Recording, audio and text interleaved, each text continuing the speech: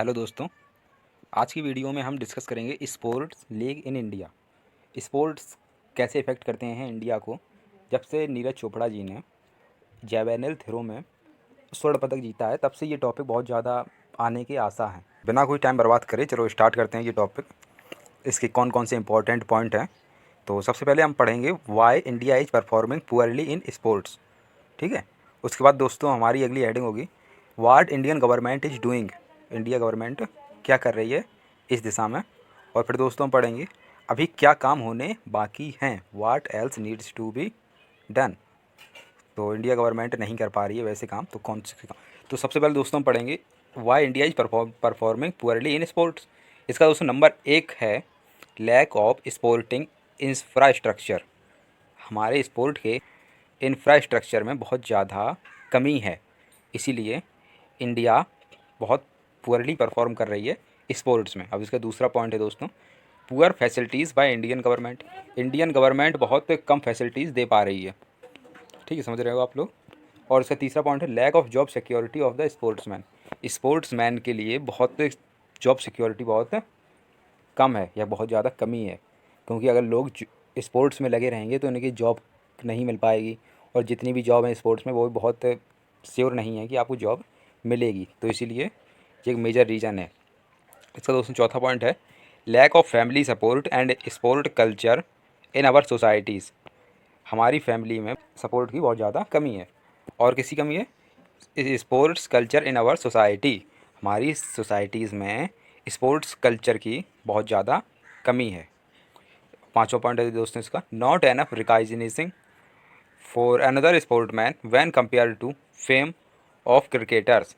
इसका मतलब है दोस्तों स्पोर्ट्समैन के मुकाबले हमारी इंडिया में और खिलाड़ियों की बहुत ज़्यादा रिकॉग्नाइजिंग की कमी है। तो इसका छठवां पॉइंट है दोस्तों no proper sports education during early stage in schools. Early ages school जो होते हैं वो कक्षा क्लास 1 से क्लास 8 तक, तो उन लोगों को प्रॉपर एजुकेशन नहीं दी जाती है।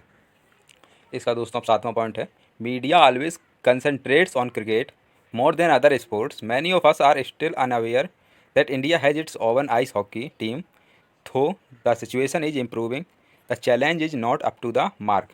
देखो दोस्तों इसका मतलब है media always concentrate. Media always ध्यान देती है उन क्रिकेटर्स पर। किस पर ध्यान देती है? क्रिकेट पे केवल। More than any other sports. दूसरे स्पोर्ट्स के मुकाबले मीडिया केवल क्रिकेट पे ध्यान ज़्यादा देती है। मैनी ऑफ अस हम लोगों में बहुत सारे आर स्टिल अनअवेयर। हम लोगों में बहुत सारे आज भी अनअवेयर हैं। अनअवेयर मीन्स अनभिज्ञ हैं कि India has its own ice hockey, कि इंडिया के पास खुद की आइस हॉकी टीम है। हम लोगों में से बहुत लोगों को ये पता नहीं होगा कि हमारे इंडिया के पास आइस हॉकी टीम है। यद्यपि सिचुएशन इज इम्प्रूविंग, यद्यपि हमारी हालात अब बदल रहे हैं। The change is not up to the mark. यद्यपि हमारे हालात बदल रहे हैं, फिर भी चेंज मतलब बदलाव एकदम अपने सीट्स पर नहीं है। तो दोस्तों इसका आठवां पॉइंट है non involvement of x sportsman in administrative staff.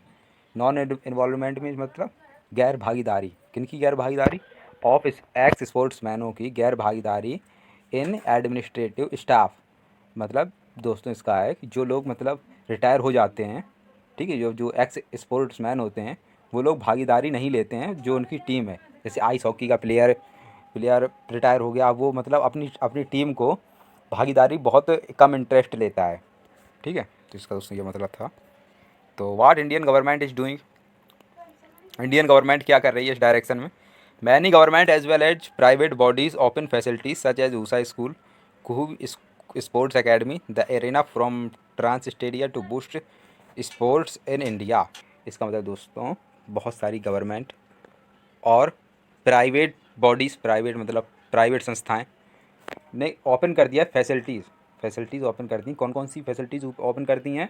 Usha school, Kuhu sport academy, the arena from TransStadia. ये एकेडमीज़ या ये सारी फैसिलिटीज़ ओपन हो गई हैं। किनके द्वारा ओपन हो गई हैं? गवर्नमेंट के द्वारा और प्राइवेट बॉडीज़ के द्वारा, प्राइवेट संस्थाओं के द्वारा।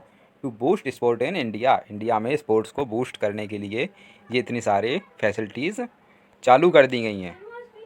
तो फिर दूसरा पॉइंट है दोस्तों इसका द पंचायत युवा खरीदा and Khel Abhiyan was launched with mission to provide better sport facilities in rural areas. Panchayat Yuva Krida and Khel अभियान जो है वो लॉन्च किया गया है। किसके द्वारा लॉन्च किया? With the mission. इस मिशन के साथ लॉन्च किया गया है। Provide better sport facilities, better sports facilities को प्रोवाइड कराने के लिए कहाँ पे? इन रूरल एरियाज़ में अच्छी स्पोर्ट फैसिलिटी प्रोवाइड कराने के लिए ये अभियान चालू किया गया है। कौन सा अभियान है? द पंचायत युवा क्रीड़ा एंड खेल अभियान।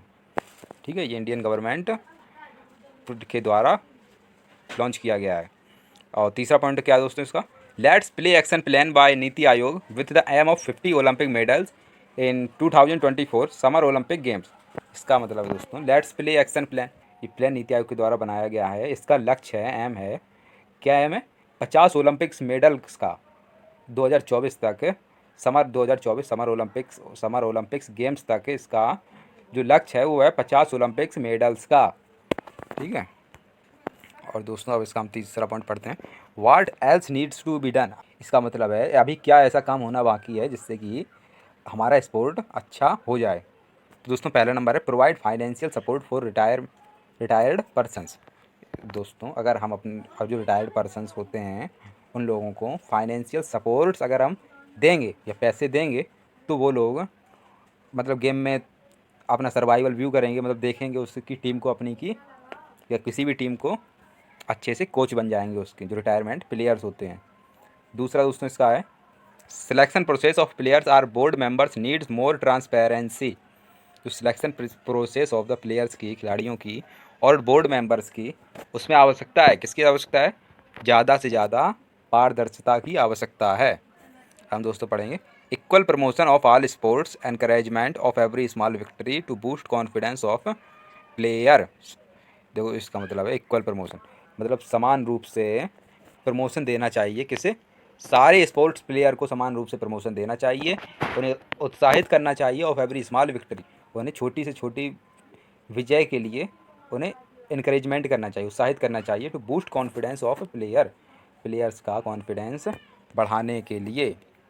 अब दोस्तों इसका चौथा पॉइंट है creating awareness in societies, changing the mindset toward the sport. हमें क्या करना चाहिए? अवेयरनेस क्रिएट करनी चाहिए सोसाइटीज़ में, चेंजिंग माइंड सेट को चेंज करना चाहिए स्पोर्ट्स की तरफ हम लोगों को अवेयरनेस करनी चाहिए और माइंड सेट को चेंज करना चाहिए।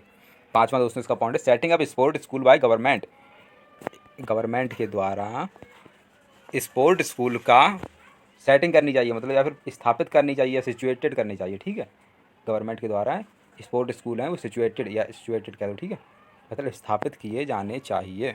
छठवां पॉइंट है China promotes sports through various stages in schools. China invest a good part of GDP on sports. China खेलों को प्रमोट करती है यद्यपि various stages in school. China invest a good part of GDP on sports. हमें दोस्तों China से ये सीखना चाहिए। चाइना एक बहुत सारा पैसा, जीडीपी का पैसा वो स्पोर्ट्स में खर्च करती है।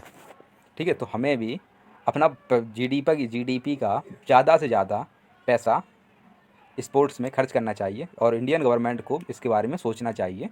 ठीक है, तो दोस्तों ये थे अपने पॉइंट कुछ, और पीडीएफ के लिए हमारे टेलीग्राम चैनल जिसका लिंक डिस्क्रिप्शन में दिया गया है, वहाँ से आगे आप इसकी